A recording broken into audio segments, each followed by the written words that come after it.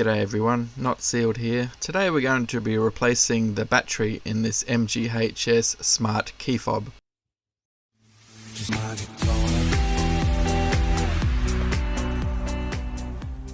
Replacing the 3-volt lithium battery in these key fobs is easy.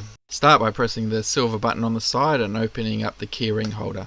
Remove the secret hidden emergency key and place it to one side. Now you don't need any tools to prise it open. I just grab my fingers inside and pull hard and whoa, that bit went flying. Maybe I should have used a little plastic pry open tool. I've gotten about 2 years out of this 3-volt lithium battery, so let's check out what type it is. Just use your fingers or small screwdriver to prise it out and remember which way it goes back in. Looks like it's a CR2032.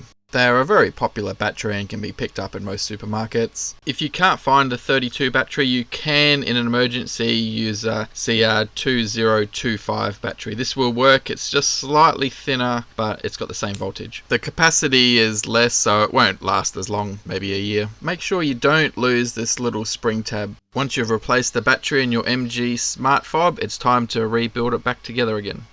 The keyring holder latch needs to fit inside a little circle hole. This hole will be on both sides of the key fob. A cool feature is my MGHS actually lets me know when the key fob battery is starting to get low. So if you start getting problems like your MG won't start or your key fob is not working, the MG smart key is not detected, keyless entry is not working, just replace this 3-volt battery and it should solve most of your problems. Just keep the keyring holder latch open while you snap it back together, as this will help with alignment. You can now go ahead and add in the emergency key. This just slides in, but be aware it can actually only go in one direction. Flip it around a few times and the way it slides in easiest is the best way to push it in. Don't forget to like and subscribe, as we have other MG tips and tricks tutorials coming up.